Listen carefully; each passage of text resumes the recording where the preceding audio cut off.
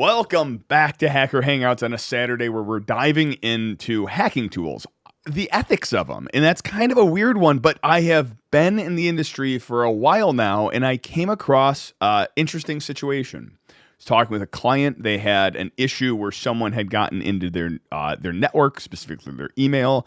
And as we were talking, they're like, but we have two-factor enabled. I'm like, oh, that's pretty easily bypassable with like Evil Engine X2. And they're like, obviously, I'm going like tech jargon. Then all of a sudden, they're like, "Wait, is that like some malware you need to purchase online?" I'm like, "No, it's on GitHub. They update it pretty frequently. Actually, they're pretty good with their patch cycles on it." And it launched into one of the funniest conversations of like, how is that legal? And I think we come across so many tools, everything from, we'll say, the Flipper Zero, which may be on the edge, where you go, that's it. It can be used for malicious purposes, but it also doesn't need to be. There's also like Binary Ninja or IDA Pro. Like, these are very expensive pieces of software, but you can absolutely use them to create malware. Things like bypassing CrowdStrike. Binary Ninja is not expensive. Just a little plug there for that team. Binary Ninja, an individual license, is pretty affordable. What is it? Do you know? It used to be like $100. Like, it's really... That's not bad at all. Yeah, IDA Pro is stupidly expensive. Yeah, we had to do IDA Pro is like $15,000 for like a full package. Yeah, it's utterly ridiculous. But yeah, so like that's kind of like the question is, there is a lot of software out there, and I almost like it's going to be hard to break this one down because I guess even easier, can software in and of itself be considered unethical? Like, I know that's a weird one, but like, can software in and of itself be unethical? And I throw out examples. Anyone want to wager? Throw out an opinion? I don't think so. I think software is all based upon how you use it, and not blame the person, not the actual software. If everyone made secure software, if we all had secure coding practices, we were all ethical, we all lived in like this mass utopia, then it would be immaterial. But because of we're having to develop software to prove to companies that they have security bugs in them for them to go through and patch, I think that all software is inherently useful and not necessarily ethical or unethical. Or malicious. Or malicious. So like, we should probably draw some lines around this, right? Like, can software be unethical in the general case? I think is a much different question than if I write a rootkit example for Windows or Linux and then post that software on GitHub for anyone to pull down. Is that unethical, or is that simply a demonstration of what's possible? And I'm gonna throw this out there. I think there is probably a line at which we would all agree, like, maybe don't cross that line. And that's usually where, like, this is where it's getting hard for governments to go, like, what constitutes a hacking tool, air quotes. Yeah. And I'll add to this, which you're saying rootkits. I would say the two I've come across recently is, one was bypass to a lot of the heuristics for like CrowdStrike and whatnot, which is a great endpoint protection. Not a sponsor. I actually like Windows Defender. I think Windows Defender is freaking amazing. I know that might not be a popular opinion, but writing a bypass for that and posting that out, that means anyone can launch malware. Now, for pen testers and security testers, it's just the big weird back and forth that can happen when you're a security tester. If I need to find those things so I can bypass their security, but at the same time, if I post them online. One of the things I was fascinated with when a lot of the ransomware started was how it can propagate, how it encrypts files, how it can be detected, but then just how can it be self-aware enough to go, have they paid the ransom? Okay, I need to go download the keys. So I created my own ransomware with propagation rights and everything like that. And I actually originally put it on GitHub and immediately was like, this is probably a terrible idea. I should probably not do this. But that one felt, mainly as like my fear with it was, I wanted to put it out there for a corporate environment so that we could test it. That's actually one of the other reasons motivating is we had a client who wanted to do malware analysis specifically around ransomware, and they wanted to see how well their environment could handle it. They had gotten new endpoint protection, so I wanted to build one. If I put it on GitHub, it's not going to be used in corporations. It's going to be used to like encrypt grandma's pictures, and then poor grandma doesn't have her pictures anymore. Like that was the thing that kept me up at night, and I didn't release it. But releasing malware, like legitimately ransomware on GitHub, is that crossing a line? I don't think so. Of course, I mean, it's like absolutely not under any circumstances. Absolutely not. Release all of that ransomware everywhere for free. That's going to be a quote that's going to live on forever now in video That's our form. clip for Release today. all ransomware everywhere for free. Yes. Gula. And I'm perfectly fine with that. We need to be able to start to fix these issues and be able to identify them and take them apart, because not every piece of ransomware is the same piece of ransomware. They all change and evolve over time. So building the protections against those as time goes on. It's a lesson in, I guess, how software runs, learning the education of learning and figuring out and troubleshooting and building and solving these problems as time goes on. An intellectual exercise. So let's take one thing into account, and then I'll let Gator go, which is that we're all going to have a similar bias here, right? We're all working in the industry. We've spent a lot of time in the industry. We're going to have a similar bias to what Richard Feynman said about his work on nuclear and other things within science, which is, to every man is given the key to the gates of heaven. The same key opens the gates of hell, and so it is with science. Recognize that that's a very scientist approach to this problem, as opposed to a very public, legislature approach to this problem as to what is quote unquote reasonable and ethical. But you Gator, can throw, go ahead. Yeah, I'll let Gator, and then I'll throw throw a little grenade out there. I was going to say, I think Gowrie went through and put that more elegantly. Ultimately, it's a tool, right? Just like anything else. If it's an axe, if it's a hammer, if you have access to that tool, is the tool writer responsible for how you're using it, or writing or making it, right?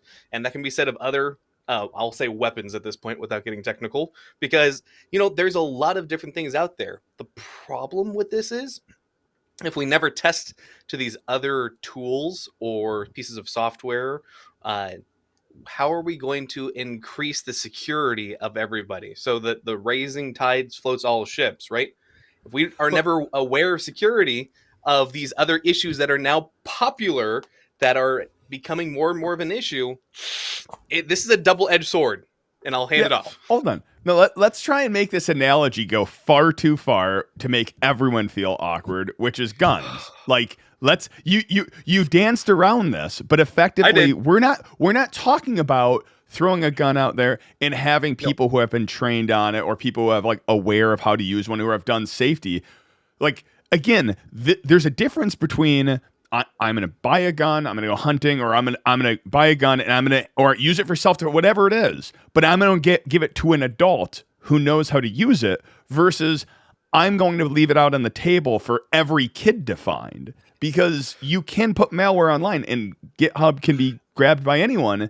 You put security tools on there, any child can grab them, any script kiddie can grab them and run them. Like, so to make the analogy go far too far, you're effectively throwing a loaded gun in the middle of the room and saying, maybe, as long as you're only using it for its correct purpose.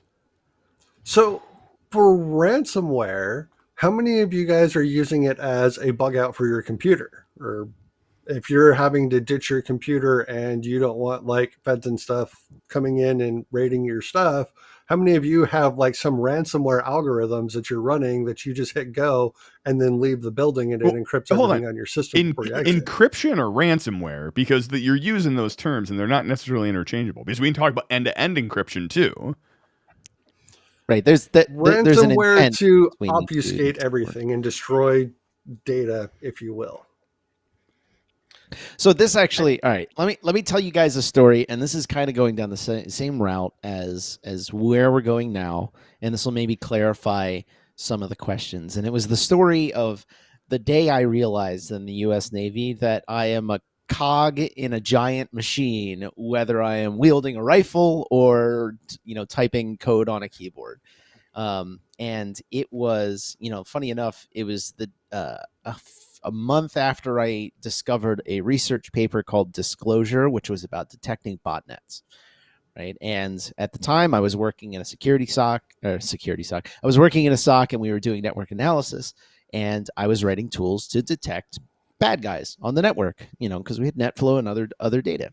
So I took this paper that was published and I went, well, cool. I'm going to take the ideas from this, which a few of them are relatively simple. If you guys are familiar with Zipfian distributions, it's the way that most languages are laid out, has this distribution of which characters in the alphabet are most common, and then derivatives of that, what combinations of characters are most common.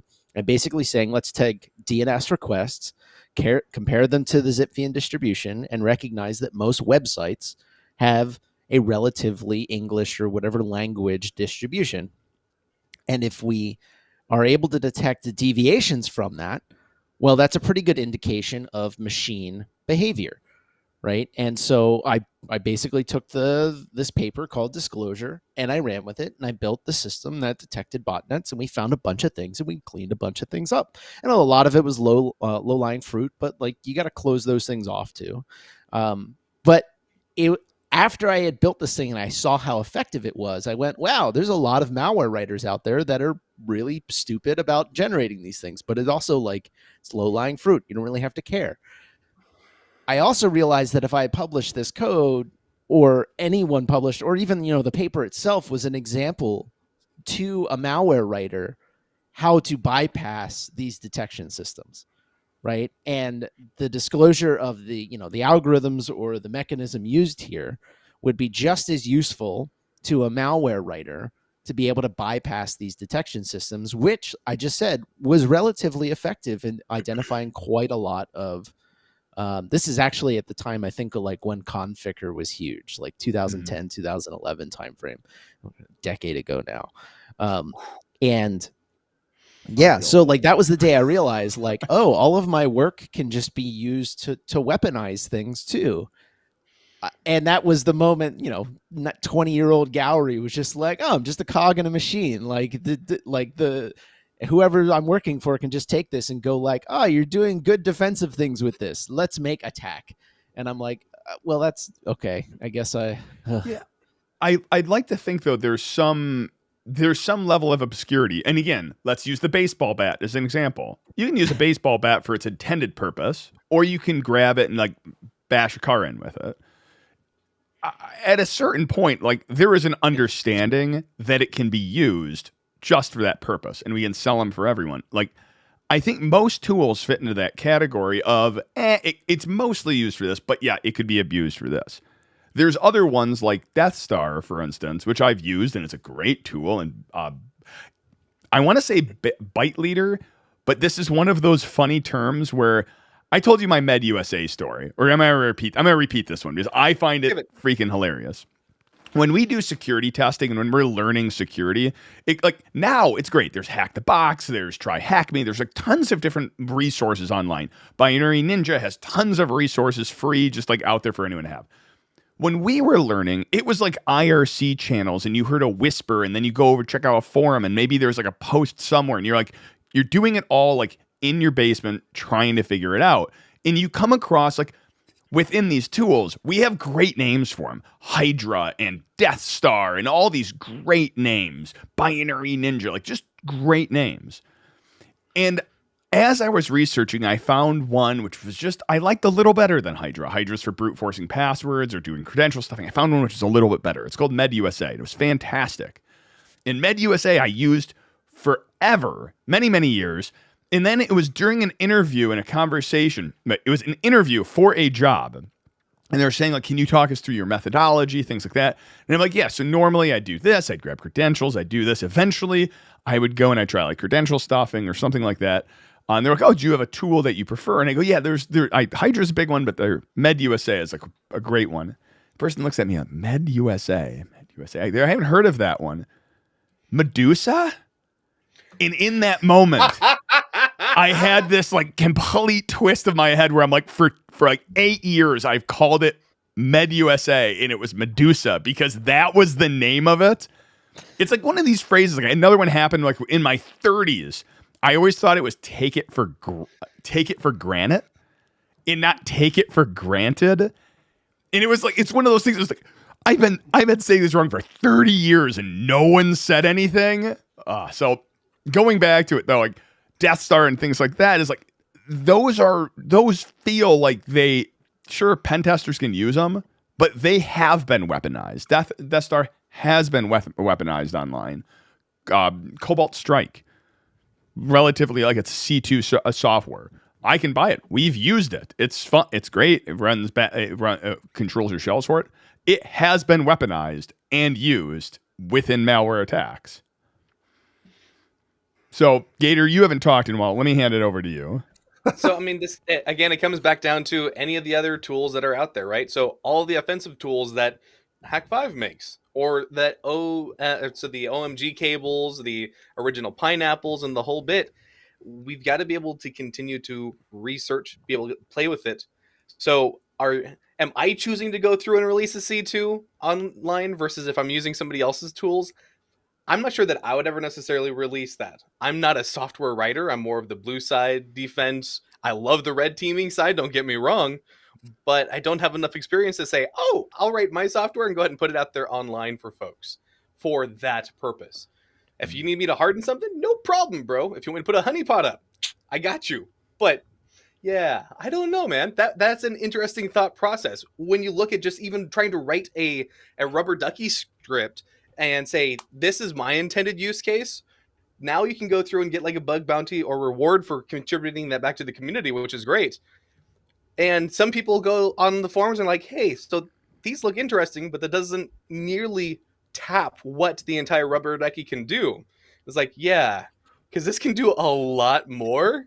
Nobody's posting that online in the public forums though. So I want to pick on the rubber ducky for a second because it was really funny. I don't know if you guys saw this, but I think it was like 3 weeks ago, maybe it was 4 weeks ago, and Gator's totally gonna roll his eyes at this and huff. But Linus Tech Tips posted their first video on the rubber ducky, and they're like, "Don't plug this in." It was just like, Linus, you're like a decade late to the game.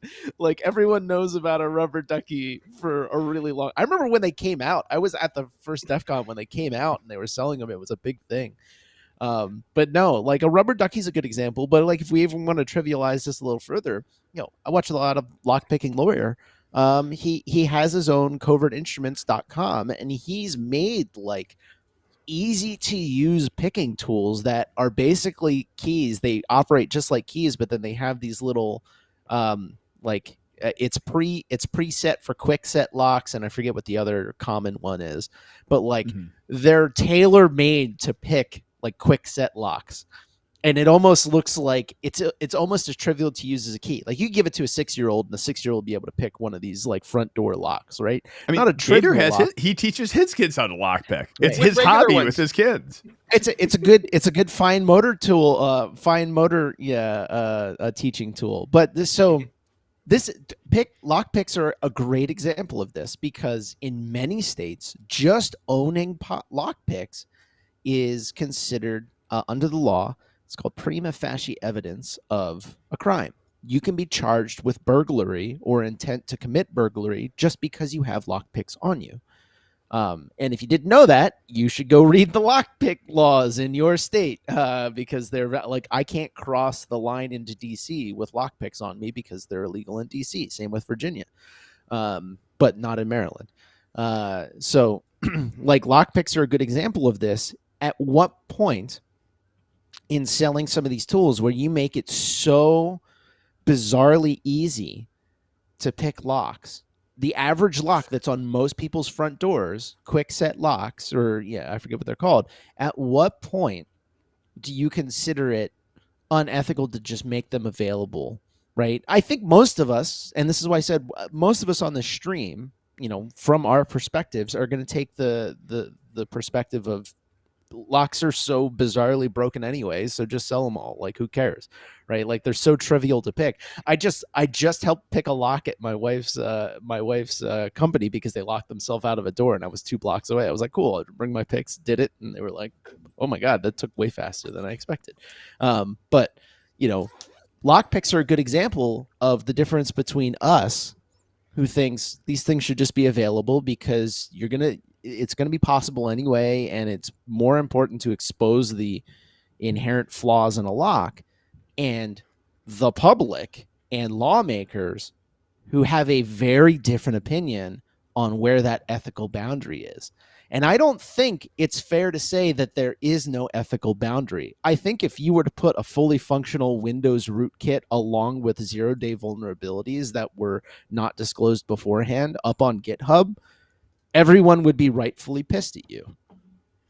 Well, I think there's a difference though. And I think this is part of the game that Gator was kind of referring to, of blue team versus red team.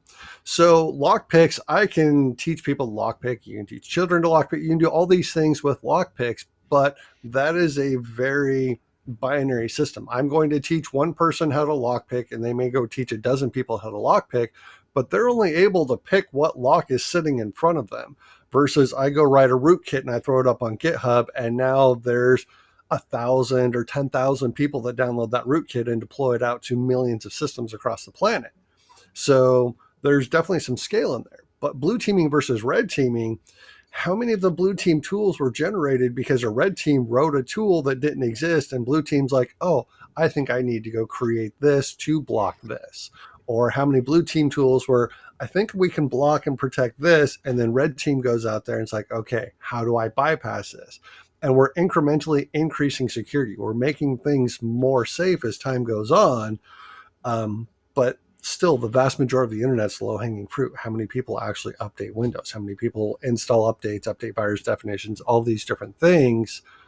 Most tools out there that you find in the wild aren't necessarily 0 days. They're out there attacking things that should have been patched a decade ago that haven't been patched. I'm going to cut you off on that one because there's not, especially within like Windows domains and whatnot. Most of the exploits which I'm able to escalate in networks with are unpatchable. It's functionality that exists. Things like Kerberoasting. Yeah, there's protections for it, but like when these things become easier, like most of the things like SMB redirection, NTLMX relay, man the middle v6, like all of these things, it is incredibly hard to bypass. But the two things you had mentioned, which I think are interesting. One was Gowrie had mentioned if you're releasing it and not charging for it. So talking about like, does it cross an ethical boundary for one, whether or not you charge for your release?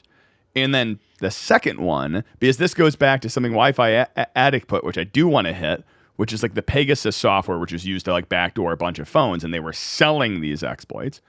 And then the other one Gulo had mentioned was mass damage versus less damage. Like lockpicking, I can only lockpick one lock. With a bat, I can only bash in one car. Get that close analogy again. Well, look, are certain tools, because they're mass widespread, like, are they more dangerous? And then lastly, on the third point is, actually, no, I'll stick with those ones. So does it cross an ethical boundary when you have to charge for the tool? And two, is there ethics in, how many people can be affected by this? So as far as money goes, is that something where we're now protecting ourselves from script kiddies because they can't afford the software, but we're still doing the intellectual exercise of, hey, I'm going to send this out there. I don't necessarily want to make money on this, but by putting a paywall in front of it, that's preventing like mass distribution. Eventually somebody will buy it, post it online, and then it gets out that way. But the paywall kind of prevents that a little bit in the beginning. So it's more ethical to charge for your exploits, is what I'm hearing. Yes. Way more ethical to make money off my exploits. I mean, things like... I think the question you have to ask there is whether or not you trust the government more than you trust criminals. Well, and this probably feeds No. into a next one. Is like there's one side of me which goes, these things are already out there. You know, you pick C2 systems, pick your choice. You got CrowdStrike, you have PowerShell Empire, you got Metasploit, you have Silent Trinity. Like these are all GitHub great projects, sophisticated. But like, what about things like Pegasus? Like they built a business around. I'm going to throw this one up from Wi-Fi Addict. Great question. What category would you consider Pegasus to be? Are governments required to be ethical? Governments are not required to be ethical. That's not a hard question. They're absolutely not required. Should be. Can but they're you not. can you give me a rundown of what Pegasus is? I'm unfamiliar. Yeah. So Pegasus, from my understanding, was rootkits for phones that were their company goes finds 0 days for phones, and then sells them to other government agencies in order to, or they're a private organization, they can sell it to whomever for the prices they were charging. Really, only government authorities could buy them. So for a government who does want to spy on its people, they can buy it. They can root very targeted specific phones. And most of the exploits that they were selling, which ran their system, was like, I send a text message and now I gain a root access to their phone.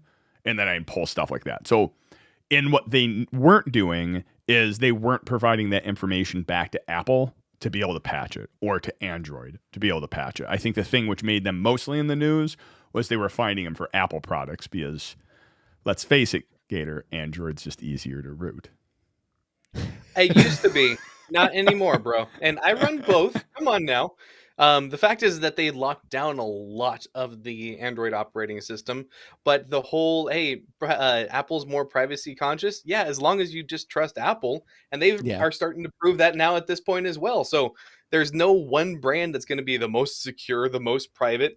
At any point in time, it's only going to give you a small window, and then you're going to have to pivot and find out the new one that's going to be giving you a small window.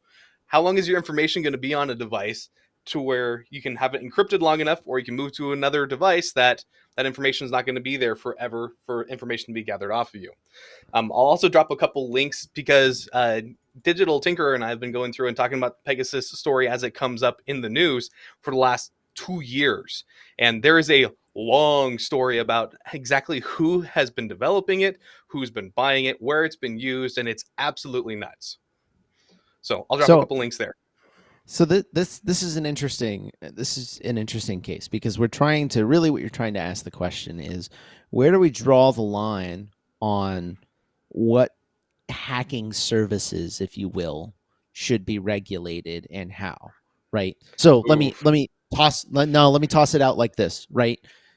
Is providing Pegasus support, to, we'll say, the UK or the US or even China or even India, going to the major countries in the world versus, is that ethical versus providing that support to like North Korea, right? And I know I threw China in there as one example, but like there's a marketable difference between North Korea and China. I think we can all agree on that, right? Oh yeah. And like, this is where I'm saying, like, where's that line?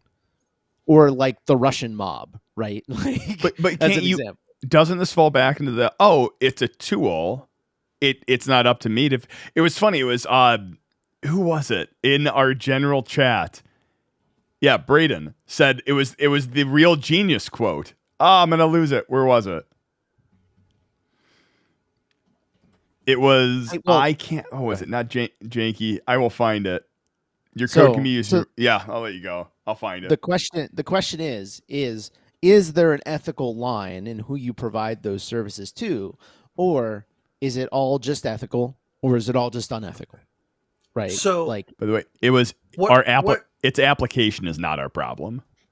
Wait. So, can we take that one step farther and say, if I'm supplying it to North Korea or I'm supplying it to the US, is that an ethical question? What if we just took it one step farther of, does it matter if I open it up to the entire planet versus like targeted systems? So there's like encryption algorithms that you can't export across borders and stuff. But if you just open it up to the planet, then There is a key. And first of all, that's not exactly true because export controls 1000% apply to you and not just businesses. So if you take one of those encryption algorithms and just open it up on GitHub, yeah, you might be going to prison. Just to be clear, like that's how export controls work. So anyway, step back though, is there the marked difference between that is whether or not you keep the information closed or available to the public. And when you go to the level of available to the public, you make it possible to patch those things, right? So we're talking about on the closed side, we're keeping it closed and not going available to the public on GitHub, right? Which there is a difference. I think we can agree on that difference. Yes? I would say that closed software in general is unethical. Gator's going to agree with that one. Oh yeah, I'm okay with this. Oh goodness! You got my attention. I think I don't think I entirely disagree with that, to be honest. I would. I completely disagree. How do you? I mean, mainly because I think being able to make money off of open source software. Maybe we haven't evolved within open source licensing far enough, but for the most part, it is difficult to make money off open source software if you are a small development shop. Gator, we can debate this one if you want, but if I create a piece of software, I throw it on our website. I throw it on my website, and charge for support? Yeah, I mean, so I'm gonna put it this way: Red Hat is an anomaly. It is not the norm. You're right. Right, and it's because of the people. To be honest with you, and yeah, okay, I work for Red Hat straight up, right? I've talked about that before. Red Hat is an open source company. It open source all of its software, but the difference is that you're paying for support. You're paying for the patches and updates that come a lot faster. Anybody can go run the damn thing with the free developer license. And I'll just shut it down there by saying, I'm running this in my home lab outside of my work because I want to make sure I'm having the most up-to-date system I can possibly have. And that's completely outside of the things that I get. We're getting off track, right? Yeah, we'll get off track. This is a good conversation, though. That's why I shut it down.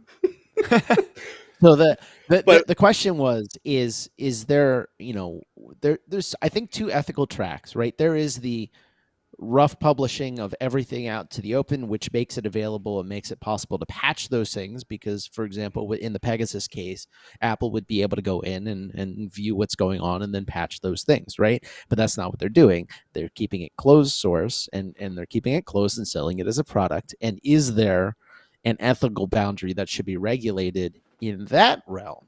I think most of us probably agree that just tossing something up on GitHub, we can make the ethical argument for or against, but ultimately it's not really going to matter because it's open to everyone. And then, you can have the rat race or the cat and mouse game out in the public. And I think that's one interaction. When the cat and mouse game is not in the public sphere and you have a company or a group of people that are hoarding security information and keeping things intentionally insecure, right? Is there an ethical boundary there that makes some of their tools unethical and development of those tools unethical? I think it's really hard to speak a lot through a lot of these with generalities, because one of the things you talked about is encryption, and immediately my mind goes to end-to-end encryption. It's not end-to-end encryption if it's not open source. No one's going to believe it's end-to-end encryption, right? Full end-to-end encryption without being able to review the source. Let's not talk in generalities. Let's talk about Pegasus.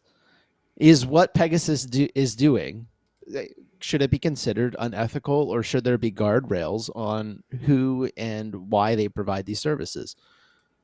Who they provide it to and why? Gator, you've been living and breathing this. What's your thoughts? I'm sorry, I was busy going through and smashing bots that were going through and posting girls in your area. I got I distracted. completely banned it. Okay, cool. Yeah, no, I banned it on my end. You know what's funny is those bots would be super effective if they came in and were like, hacking tools in your area.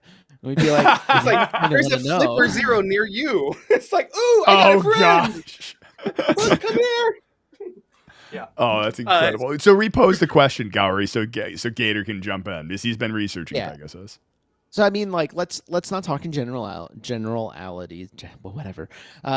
Let's talk about Pegasus. Is the fact that Pegasus Med USA? Yeah. It's Med USA. Absolutely. Is what Pegasus is doing? Should it be considered unethical? Be one of the reasons because they're keeping their mechanisms and methods closed source and not necessarily making the world more secure, but instead keeping it insecure. And should that behavior be regulated in some way? Okay, so this goes into a couple different subjects, and I'll put those up front in my opinion when it comes to Pegasus. Pegasus is being used to spy on people, whether it's left, right, positive, negative, or whatever else. Part of this question also has to do with how we as an industry and we as society are dealing with disclosures. If it's responsible disclosure, if it's just, hey, I found something, I'm just going to put it on blast. There's other folks that are also used. This is, I may be a couple years out of date on this, but there used to be a site called Vupin where you would go through and to be able to look at the menu of exploits would cost you $10K. You couldn't buy any exploits off of there. Just to look at the menu would cost you that much. And that's been around, and sites like that have been around for a long time. So this is where it gets to the fun part to where, all right, somebody is making this piece of software. They're pricing it to where governments, whether it's totalitarianism, if it's completely wanting to crush their people, they could buy this thing. And they're okay with it because, hey, they're getting their paycheck filled out at that point. Your question is it ethical at that point to price it that way to where only governments can go through and purchase it? Not in my book, but at the same time, go ahead, Gulo. I want to hear this. Just a quick point. That has kind of changed in the industry. So ransomware has gone through and leveled the playing field. There's been a couple of studies on this of ransomware is dragging in enough money that it's not only governments that can now afford these tools. Other groups can now go out and buy these tools because they're raking in the dough from whatever cheap exploit they've done, and then they're just escalating it up and up and up and up. So it's not just governments anymore. But go ahead. It sounds so when it comes to regulation, though, the regulation is so far behind, and we're trying to go through and have people who are, we'll say, of the older generation understand what we are trying to even stay up to date with, because technology is moving so quickly. How can we expect the folks in the U.S. at this point, that's all I'm talking about, to make laws that are going to be enabled, let alone understand the technology of how to lock it down or make it legal or illegal? Well, and I don't have any trust in that at this point. It gets worse than that, right? Like, and when, this is where we get into, like, can legislation or regulation actually be effective in this realm at all? When the reality is, all right, so like if I want to make a weapon, like a physical weapon, I have to physically make that somewhere in the world, right? If I want to make a cyber weapon, I can do that on a VM in the cloud somewhere from literally anywhere in the world, and then sell my product across boundaries without actually having to physically change locations. I could do it from Malaysia. I could do it from South or North Korea. I could do it from Russia. I could do it from anywhere, right? So like without a global government, if you will, that is willing to work with each other, and Russia is a good example of this, where and China to some extent too, where they effectively have state-sponsored actors that are not state-sponsored, that they just kind of turn a blind eye to because they're useful rubes in their political plans, right? And they're just kind of like, we know that these groups are out there hurting people across borders because they just want to make money, and we have no enforcement mechanism to stop them from doing so because they're operating from other countries, which is a completely different world than I'm going to make a physical weapon and then use it against someone or someplace, right? And what you're really alluding to is the fact that even if we were to make these regulations, there's no real enforcement mechanism, right? And So- distribution that's where online is hard. So that Yeah. comes down to was it low orbit ion cannon when they released that out to the public, and they were just like, okay, we're now going to attack X, and then everyone pointed everything to X, and that was a very good example of, well, non-defensive like attack software. I'm specifically attacking this target, opening it up to the planet and saying, okay, everyone aim at this. Yeah, it was part of the dangerous kitten package. It's dangerous to go alone. Take this, right? It was packaged up in a stenographic package of a JPEG of a person holding a kitten that said, kitten meme that said, "It's dangerous to go alone. Take this," and then you unzipped it, and there was Loic and a bunch of other hacking tools. I remember I downloaded it in like 2009. See, part of me wonders, like, at the end of the day, so much of this just comes down to intent. Like, so much, most of our conversation has been about intent. What are you intending to do? When you open source it, are you intending this for the betterment of security, or are you intending this to be profitable? Are you intending this to cause damage? And this gets into or are you Gulo and you're just intending to enable chaos? But with this, it's like watch you have the world burn. But with this, it is remarkably different. Like, when it comes to intent, we can guess about intent, but when it actually comes down to like the legality of it, like that is determined by a jury of your peers, like to figure out whether your intent for something was. But I find it interesting to me within software specifically, the intent up until like ransomware and things like that, there wasn't a monetary, like direct monetary tie. I'll pause this for a second. People go, oh, I lost all of my pinchers to ransomware. They're like, you should have backed them up. Like, oh, they got into my credit card and used my credit card. It's like, cool, anti-fraud, no problem. They got into my bank account, transferred money out of my account. Yeah, it's hard to pick up, but it's insured and the bank covers it. Like, all of a sudden, though, with crypto and really like more cash abilities to hold cash online, crypto included, now all of a sudden there is very monetary damages. And now all of a sudden these things become compounded when you have things like LastPass. This was like happened like 2 days ago or something. Client data was accessed. All of a sudden, LastPass gets into it. Now you gain access to tons and tons, and there is compounding damage all the way through. So back in my day, the monetary gains were creating the zombies, creating the botnets, selling that information, selling the processing power sitting behind it. Now anyone out there can go download ransomware and deploy it in their company or deploy it wherever. Not suggesting you do that, but it is easier. It's more accessible for people to do.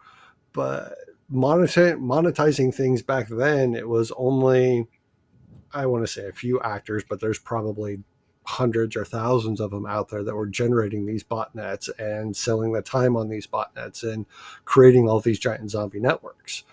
As far as the juries of my peers, they will never convict me once they know my reasoning behind it. Everyone deserved everything they got. Gowrie is immediately like, I have no peers. No one is. I was going to say Gulo definitely has no peers. I wasn't going to say that about myself, but I can't think of another peer for Gulo if I had a week.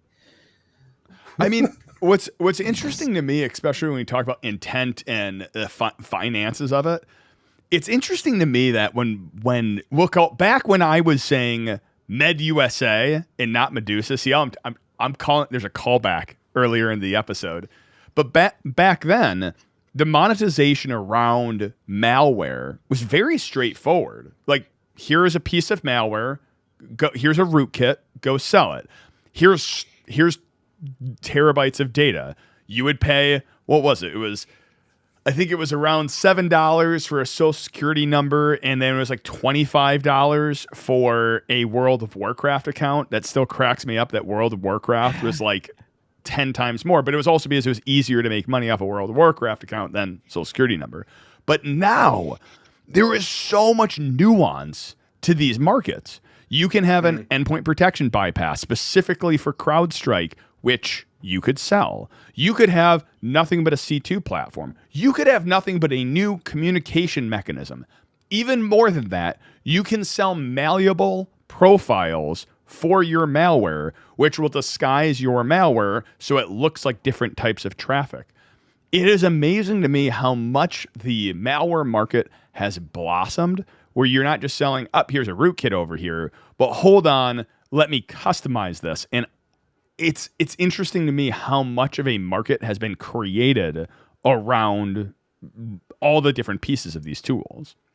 I was having a discussion about this with some friends of mine as well, and there's more opportunity, but the opportunity is also diluted, right? In the same sense that cyber as an industry has exploded per se, but it's actually becoming harder to begin operating in the industry on either side, blue or red, or malware or whatever, just because there's so much of it, right?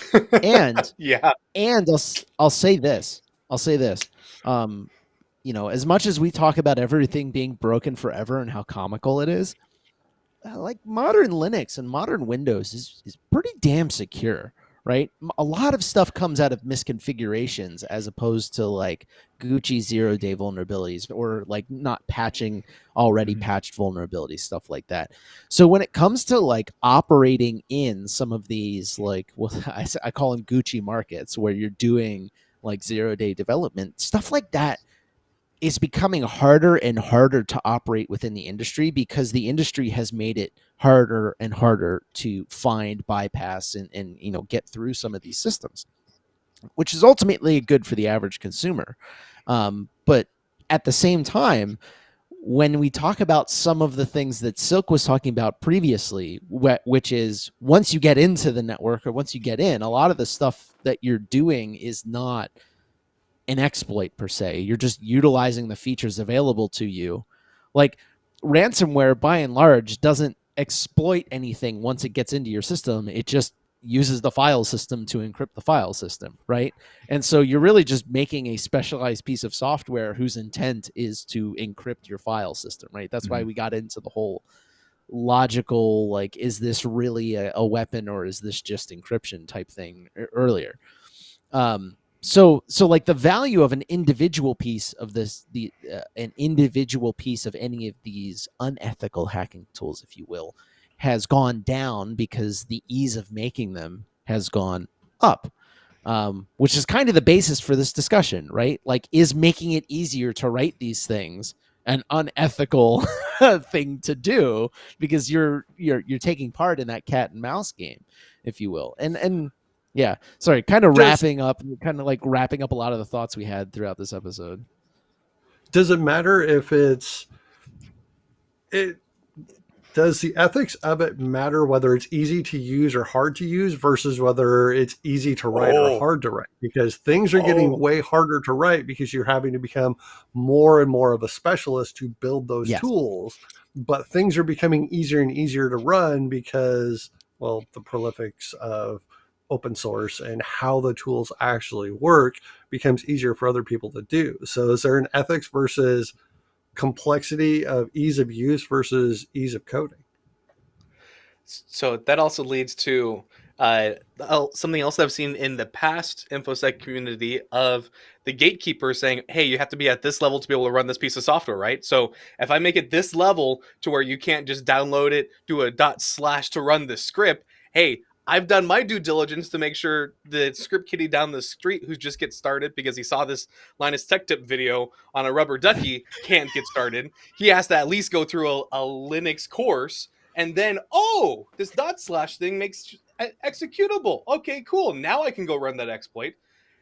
I also see the gatekeeping side of the house also play into that a little bit as well, which is interesting.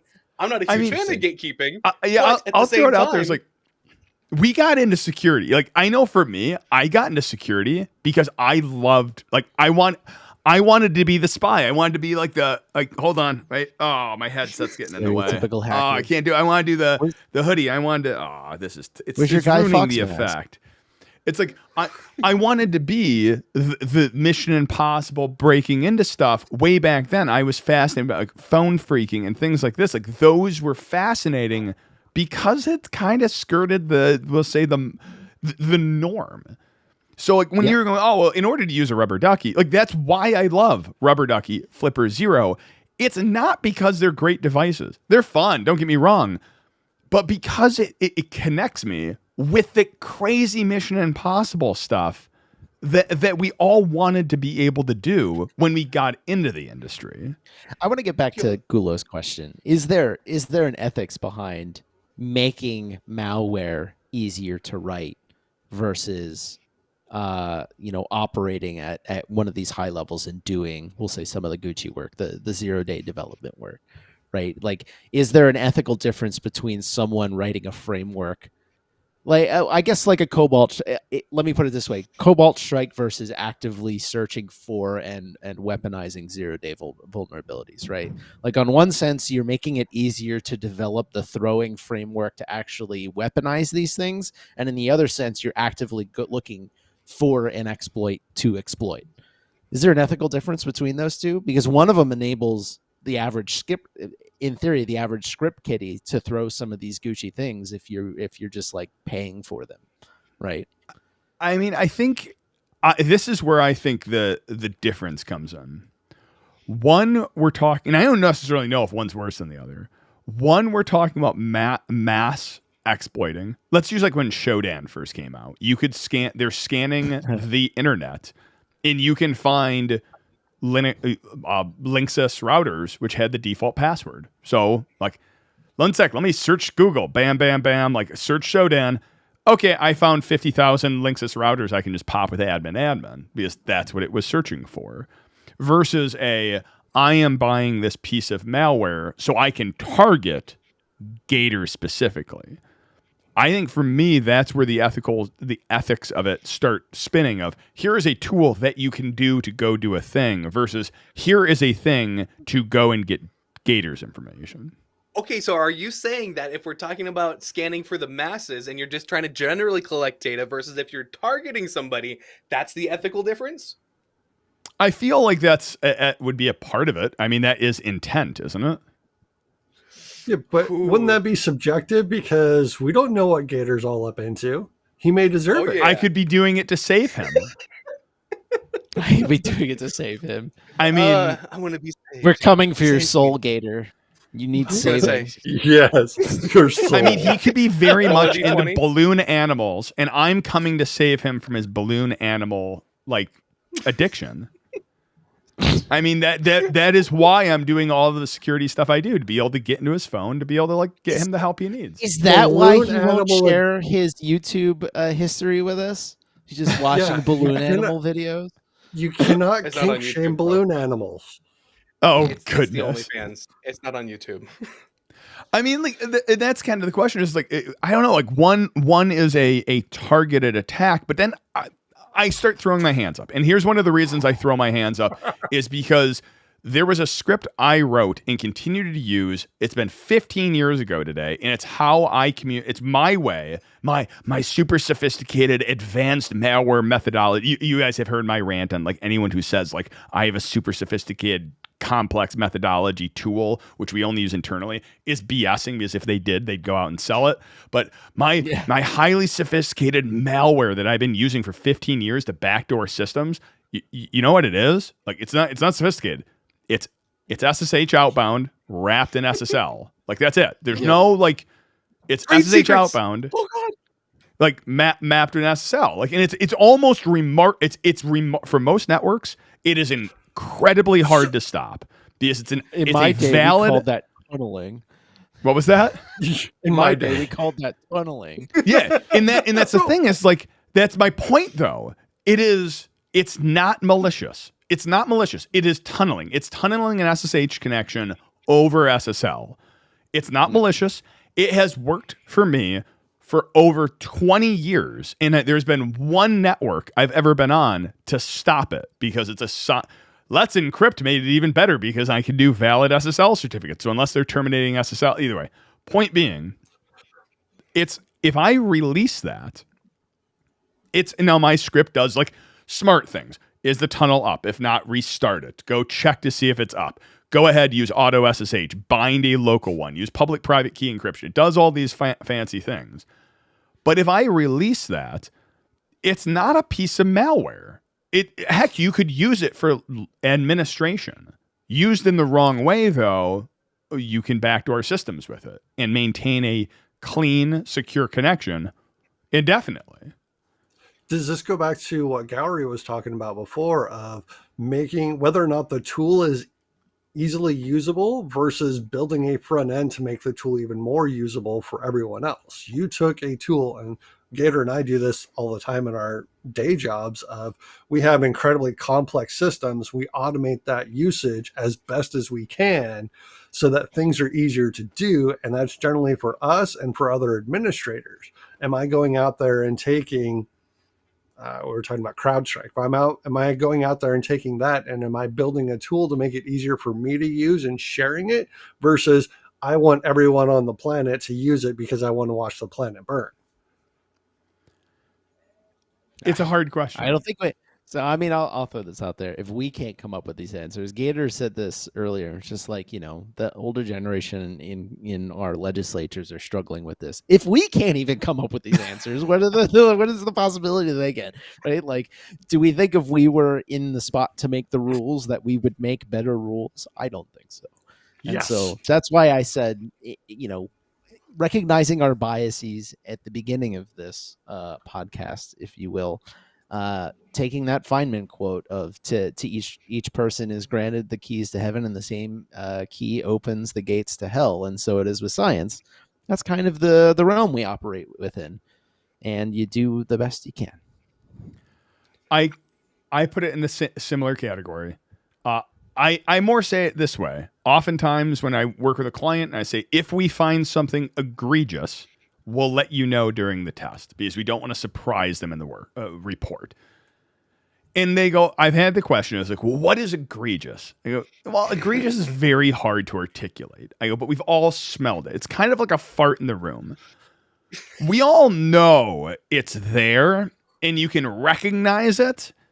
Every once in a while, it's Chinese food. Like throwing it out there. Sometimes it's a fart. Sometimes it's Chinese food. But oftentimes, like, you can smell it and it's unethical, it's a bad thing, but every once in a while, like, it's up for debate. I think there is I think there is a clear line between ethics and not unethical and ethical for tools, but a lot of it, I think, comes down to intent. That line is shaving a urinal cake in a public area.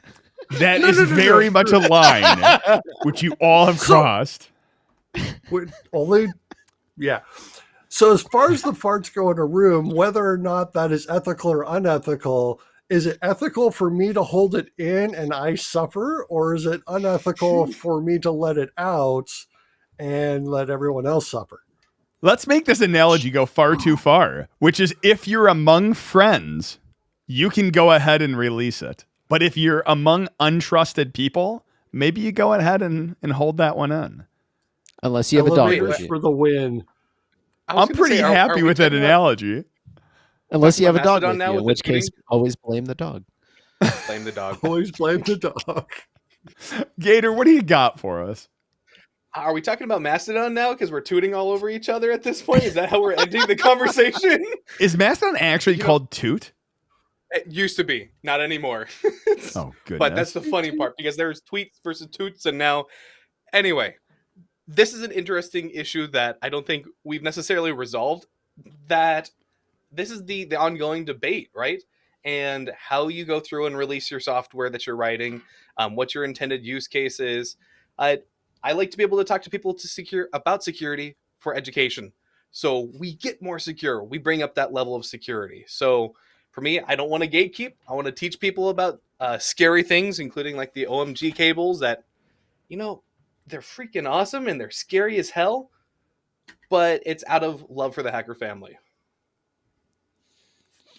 Oh, I don't have my... Always blame the dog.